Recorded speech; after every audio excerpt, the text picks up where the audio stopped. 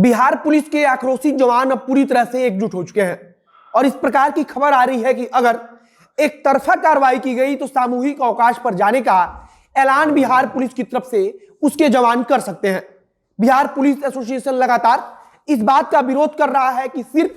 Police के जवानों पर मधुबनी प्रकरण में एफआईआर दर्ज क्यों किया गया है, जबकि एसोसिएशन का मानना है कि मारपीट दोनों तरफ से की गई है और अगर दोनों तरफ से मारपीट की गई है तो जज पर भी एफआईआर होनी चाहिए। यह बात बिहार पुलिस एसोसिएशन मान रहा है। मधुबनी प्रकरण में आपको याद होगा कि 2 पुलिसकर्मियों की तरफ से जज के ऊपर बंदूक तान दिया गया था और इसके बाद से जब बवाल मचा तब पटना हाई कोर्ट ने इस मामले का स्वतः संज्ञान लिया और पटना हाई कोर्ट की तरफ से गृह विभाग के सचिव से लेकर डीजीपी तथा मधुबनी के एसपी तक को नोटिस जारी किया गया और जवाब मांगा गया। लेकिन पुलिस एसोसिएशन को इस बात का एतराज है कि आखिरकार सिर्फ एक तरफा कार्रवाई क्यों हो रही है। मेरा नाम लालमोहन कुमार हुआ और हनुमान में लैब टेक्नीशियन के पद पर हूँ और मैंने जब से यहाँ ज्वाइन किया लगभग ये 5वां महीना है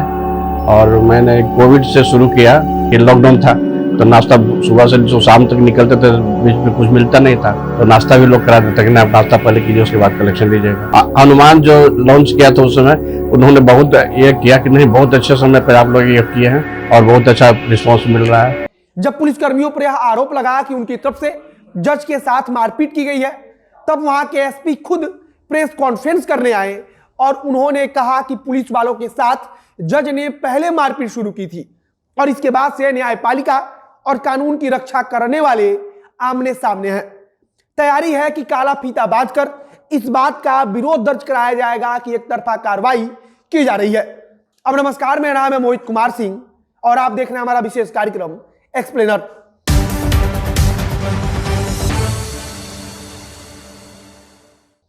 देखने वाले कहते हैं कि जब जज साहब अपने चैम्बर से बाहर निकले तो वे कांप रहे थे, लेकिन पुलिसकर्मियों की तरफ से कहा गया कि जज साहब ने उल्टा उनके साथ बदतमीजी की और गाली देकर बात किया और उनके गले में रस्सी डालकर उसे खिंचवाया, मतलब कि उन्हें मारने की कोशिश की। जज साहब ने अपने एफआईआर में जो बात कही है पुलिसकर्मियों की तरफ से एकदम इसके उल्टा बात बताई गई है। पुलिसकर्मियों के अनुसार जज साहब ने पहले गाली देते हुए बातचीत की, लेकिन जज साहब ने बताया था कि पुलिसकर्मियों ने बदतमीजी से बात की और उसके बाद से अपना बंदूक निकालकर हमारे ऊपर तान दिया था और कहा था कि आज तुम्हें दुनिया से रुखसत ही कर दूंगा। इसके बाद से इस मामले में मधुबनी के एसपी साहब की भी चर्चा होने लगी, लेकिन इसके बाद पुलिसकर्मी एकजुट होते चले गए। मधुबनी जिले के तमाम बड़ी पुलिस अधिकारियों ने साफ तौर पर कहा कि गलती पुलिसकर्मियों की नहीं बल्कि जज साहब की थी और पुलिसकर्मियों के साथ मारपीट भी की गई है। इसके बाद से बिहार पुलिस एसोसिएशन मैदान में उतरा और बिहार पुलिस एसोसिएशन की तरफ से यह कहा गया कि हम चाहते हैं कि दोनों पक्षों की बात सुनी जाए और इसके बाद से उचित जांच की जाए और जो भी दोषी हो उस दोषी को सजा दी जाए। बिहार पुलिस एसोसिएशन का कहना है कि बिहार के पुलिस कर्मचारियों में इस बात का गुस्सा है कि अब तक सिर्फ एक तरफा कार्रवाई की जा रही है। एसोसिएशन का मानना है कि अगर जज के कहने पर पुलिसकर्मियों पर एफआईआर दर्ज की गई है तो पुलिसकर्मियों के कहे अनुसार भी जज साहब पर एफआईआर दर्ज की जाए और अगर ऐसा नहीं होता है तो एसोसिएशन साफ तौर पर मानता है या एसोसिएशन का कहना है कि आने वाले दिन में पुलिसकर्मी सामूहिक अवकाश पर भी जाने की तैयारी में है। अब यहां पुलिस एसोसिएशन के बीच में आ जाने से मामला काफी पेचीदा हो गया है और ऐसा लगने लगा है कि न्यायपालिका और कानून के रक्षकों के बीच की लड़ाई काफी आगे जा चुकी है। अगर मौजूदा समय की बात करें तो बिहार पुलिस एसोसिएशन की तरफ से हर जिले के पुलिसकर्मियों से 7 दिन के अंदर रिपोर्ट मांगी गई है और यह एक प्रकार का उनका ओपिनियन होगा। कहा जा रहा है कि सभी जिलों के पुलिस कर्मचारी और बड़े अधिकारी एक दूसरे से संपर्क में हैं और अगर सही फैसला नहीं लिया गया तो राज्य भर के पुलिस कर्मचारी